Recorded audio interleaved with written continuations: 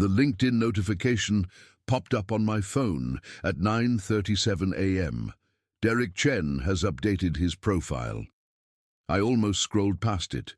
My brother and I hadn't spoken in 4 years, and his LinkedIn updates were usually humble brags about promotions or acquisitions or whatever corporate milestone he was celebrating that week.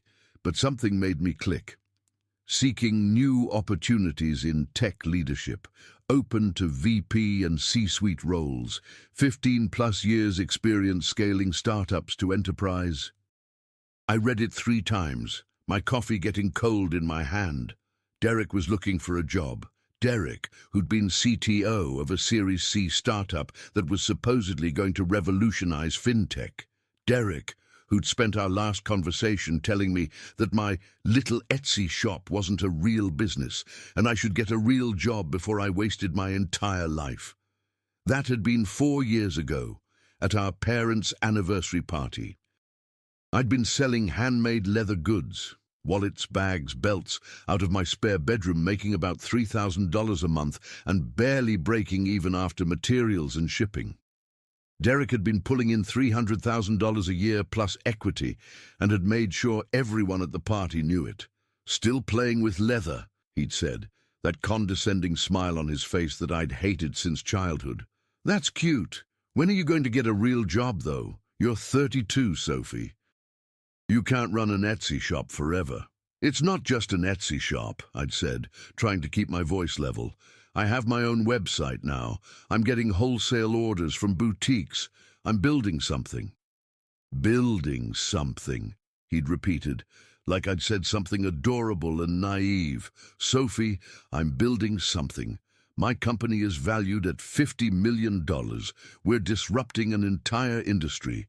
You're selling purses to housewives on the internet. There's a difference. Both are businesses. No, a business is something that scales, something with investors and growth potential and a real revenue model. What you have is a hobby that makes beer money. And that's fine. Hobbies are great. But don't pretend it's the same thing as what I do. I'd left the party early, crying in my car, angry at Derek, but also angry at myself for letting him get to me, for letting his definition of success make me feel small when I'd been proud of what I was building. But I'd kept building anyway, because what else was I going to do? Get a corporate job and spend my life making other people rich? Prove Derek right by giving up? So I doubled down, taken out a small business loan, bought better equipment, hired my first employee, moved from my spare bedroom to an actual workshop, started taking on custom orders, built relationships with higher-end boutiques, slowly, painfully, grown the business from a hobby into something real. And Derek had kept climbing his corporate ladder, kept making his tech salary, kept acting like I was the family disappointment while he was the golden child who'd done everything right. Now his LinkedIn profile said, "Seeking opportunities," which in tech speak meant he'd been fired or laid off, or the company had imploded. And I felt a petty satisfaction that I immediately felt guilty about, but couldn't quite suppress. My phone buzzed.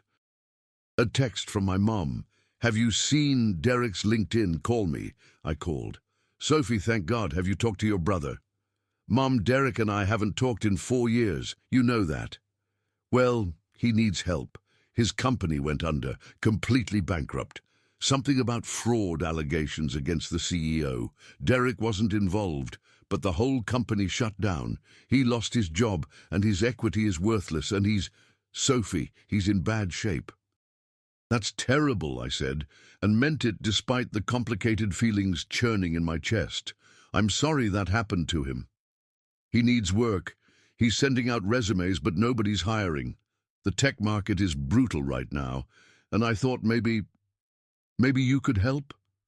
"Help how?" "Well, you have your business. Maybe you need someone with Derek's experience, someone who understands scaling and operations and—" I laughed before I could stop myself. "Mum, Derek told me my business was a hobby. He said I was selling purses to housewives. He made it very clear that what I do isn't real work. Why would he want to work for me? Sophie, please, he's your brother. He made mistakes. He said things he shouldn't have, but he needs help and you're doing well and family helps family. Is Derek asking for help? Did he call me? Silence. That's what I thought. Mom, if Derek wants to apologize for the last 4 years of condescension and ask me for help, he knows my number, but I'm not reaching out to offer him a job at my little Etsy shop that isn't a real business. You're being petty. I'm being honest. Derek spent years making me feel worthless because I wasn't climbing a corporate ladder. He doesn't get to show up now that his ladder collapsed and expect me to catch him. I hung up, feeling both vindicated and terrible. Because Derek was my brother, and he was struggling, and shouldn't I be the bigger person? But also, he'd spent years belittling my work, my choices, my business. Years of family dinners where he'd ask when I was going to get a real job. Years of him introducing me to his tech friends as my sister who makes crafts. Years of being made to feel like the family disappointment while he was celebrated. So maybe I was being petty, but maybe he'd earned it. I pushed thoughts of Derek away and focused on work. I had a wholesale order due, 50 custom bags, for a boutique chain in California. I had 2 employees now, Jenna, who did stitching, and Marcus, who handled shipping and inventory. We worked out of a 2,000-square-foot workshop in an industrial complex with proper tools and an actual business model and profit margins that Derek would probably still call beer money, even though I'd cleared $180,000 in revenue last year. Not $300,000. But also not a hobby. By 2 p.m. I'd forgotten about Derek's LinkedIn update, right up until he walked into my workshop. I was at my workbench, hand-stitching a wallet in my signature style, visible stitching, hand-burnished edges, solid brass hardware. I heard the door open and called out without looking up. We're not open to the public. If you want to order, go to the website. Sophie. I looked up. Derek stood in my workshop doorway wearing jeans and a t-shirt instead of his usual tech bro uniform of expensive casual wear. He looked exhausted, defeated, nothing like the confident, condescending brother who'd mocked my business. Derek, what are you doing here? Mum said you have a workshop now. I wanted to see it. He looked around at the equipment, the leather hides hanging on the wall, the half-finished products on various workstations. This is actually impressive. Thanks, I said flatly, not sure what he wanted. Can we talk? I wanted to say no, wanted to tell him to leave the way he'd essentially told me to leave his world of real businesses and real success. But Jenna was watching from her station, and I wasn't going to be unprofessional in front of my employee. Fine. Office. My office was a converted closet with a desk and a filing cabinet, but it was mine. Derek sat in the folding chair across from my desk and looked at the framed magazine article on the wall, a profile of my business from a local lifestyle magazine, calling me one of Denver's most promising small business owners. You've done well, he said finally. Mom told me you're making good money now, that you hired employees, that boutiques carry your stuff. Yeah, the little Etsy shop that wasn't a real business has grown a bit. He flinched. I deserved that. You deserve a lot more than that. You spent years making me feel like a failure for building this, years of telling me to get a real job, years of acting like your tech career made you better than me. So yeah, Derek, I'm doing well. And you showing up now that your company collapsed and you need something feels pretty convenient. You're right, he said quietly. About all of it. I was an asshole. I was condescending and dismissive, and I made you feel small because it made me feel big. And I'm sorry. I'd expected excuses, justifications, maybe some explanation about how the tech industry was different, or I just didn't understand. I hadn't expected a straight apology. Okay, I said, unsure where this was going. My company went under. Completely under. The CEO was committing fraud, cooking books, inflating metrics, lying to investors. When it came out, everything collapsed. We had funding pulled, partnerships cancelled, lawsuits filed, the whole company shut down overnight. 300 people lost their jobs, including me. I'm sorry, that's terrible. The worst part isn't losing the job. It's realizing that everything I built my identity on was fake. I thought I was so successful, so important, working for this hot startup that was going to IPO and make us all rich. But it was built on lies. My equity is worthless. My career is tainted because everyone associates me with the fraud, even though I wasn't involved. And I'm 38 years old, with no job and no real skills except making PowerPoints about disruption. He looked up at me, and I saw genuine humiliation in his eyes.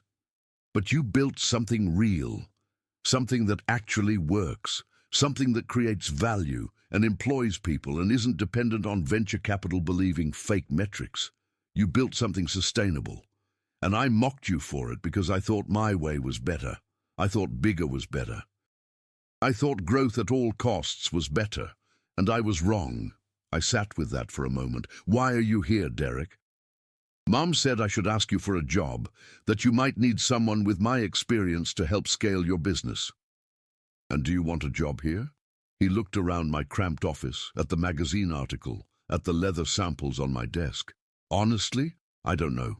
I don't know anything about leather goods or craftsmanship or small business. I know tech. I know funding rounds and cap tables and growth metrics, but those skills don't seem very useful right now.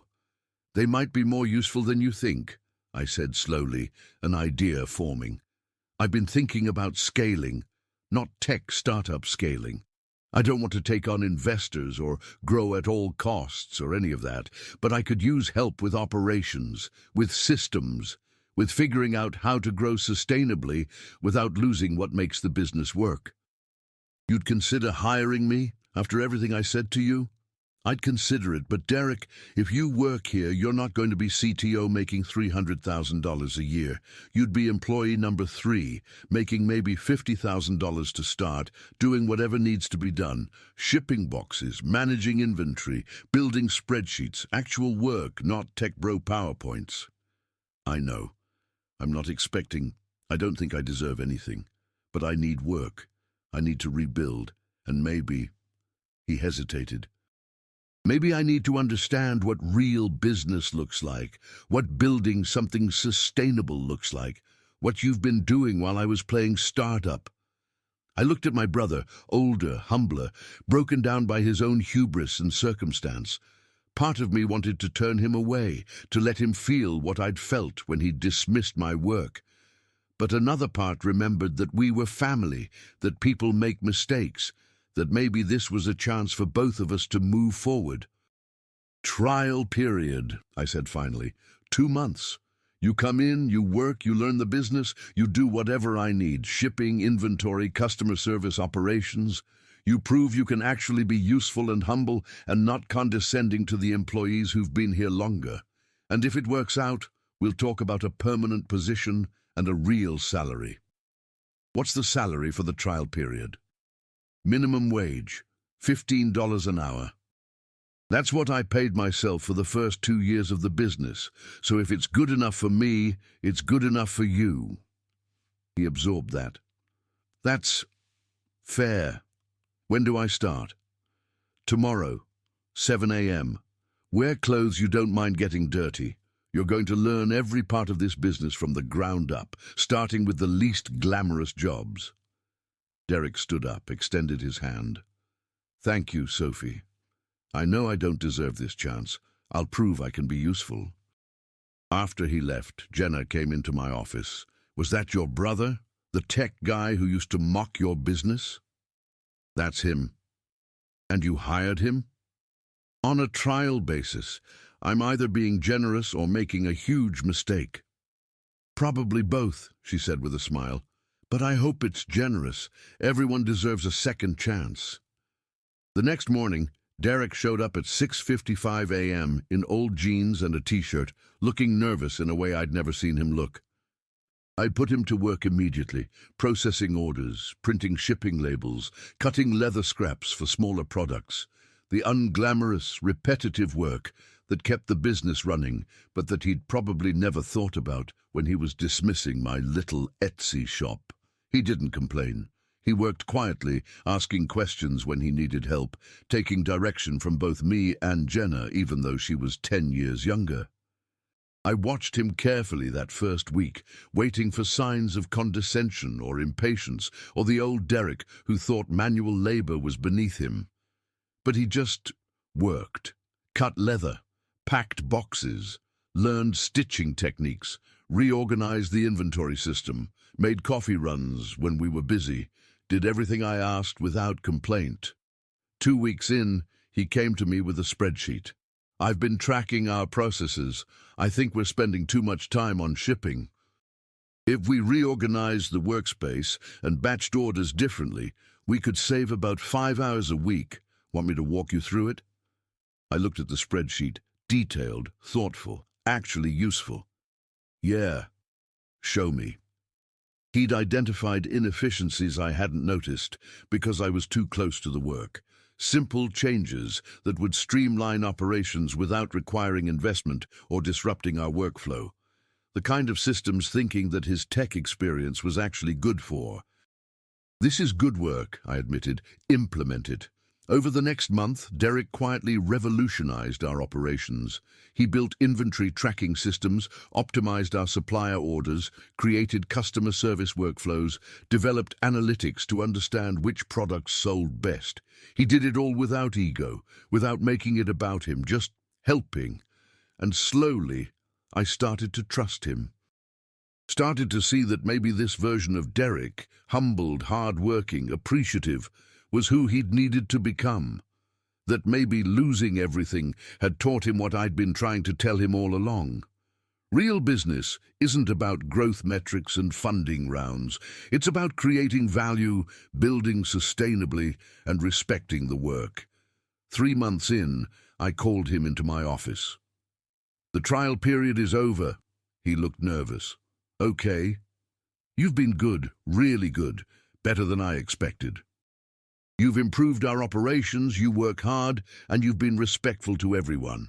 So I'm offering you a permanent position, operations manager, salary $60,000 to start, with bonuses tied to profitability. You'd handle systems, inventory, process improvement, all the stuff you're good at that actually helps the business. Derek's eyes got wet. You're serious? I'm serious. You've earned it. Sophie, I don't know what to say. Thank you. Thank you for giving me this chance when I didn't deserve it. Thank you for teaching me what real work looks like. Thank you for being the bigger person when I was such an asshole. Thank Mom. She's the one who told me family helps family, even when family has been terrible. He laughed through tears. Mom's usually right about that stuff. Usually. Now get back to work. We have a big wholesale order, and I need those efficiency improvements you've been talking about. 6 months later, the business had doubled, not because we'd taken on investors or grown at all costs, but because Derek's systems freed me up to focus on design and sales, because his process improvements meant we could handle more orders with the same staff, because we'd built something sustainable together. We were at a family dinner, the first one I'd attended in years, when our dad raised his glass. I want to toast to Sophie and Derek. Sophie for building an incredible business from nothing, and Derek for being humble enough to learn from his little sister and help her grow it even bigger. I'm proud of both of you. Derek looked at me. I'm proud of Sophie too. She built something real while I was playing with monopoly money and tech. She was patient enough to teach me what real business looks like, and she was generous enough to give me a second chance when I definitely didn't deserve it. You're earning it, I said. Every day. I'm trying. He paused. And I'm sorry for all those years of making you feel small, for dismissing your work, for acting like my way was the only way. I was wrong about everything. I know. You've more than proven that. After dinner, Derek and I walked to our cars together. You know what's funny? He said. I make less than a quarter of what I made in tech. I work harder. I get dirty. I do manual labor. And I'm happier than I've ever been. Because I'm building something real. Something that matters. Something that isn't dependent on fake metrics and venture capital believing lies.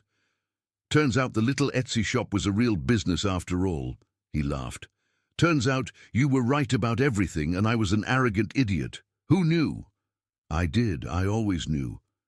Well, lucky for me you were generous enough to prove it instead of just saying I told you so. Oh, I'm saying I told you so. I'm just doing it while also employing you. Fair enough. He hugged me. Thank you, Sophie, for everything, for being better than I deserved, for teaching me what I needed to learn, for being my sister even when I was a terrible brother. Always, I said. That's what family does, even when they don't deserve it. Derek went bankrupt financially and philosophically. He lost his job, his equity, his identity as a successful tech executive. He lost everything he'd built his ego on. And in losing it, he found something more valuable: humility, purpose, an understanding of what real work actually means. My brother had laughed at my small business, called it a hobby, dismissed it as playing with crafts. Now he worked for that business, helped it grow, built systems that made it successful. And the irony wasn't lost on either of us. But the lesson was, sometimes the best revenge isn't proving someone wrong. It's giving them a chance to admit they were wrong and do better. Derek had been wrong about everything, and I'd been right. But more importantly, we'd both learned that being right isn't the same as being happy, that ego isn't the same as success, that sometimes you have to lose everything to understand what actually matters. Derek lost his company, but he gained humility, purpose, and a relationship with his sister that he'd almost destroyed. And I gained an operations manager who would never again dismiss small businesses because he'd learned firsthand that small doesn't mean less valuable. It just means more honest about what it takes to build something real. My brother laughed at my small business. Now that small business employed him, and we were both better for it.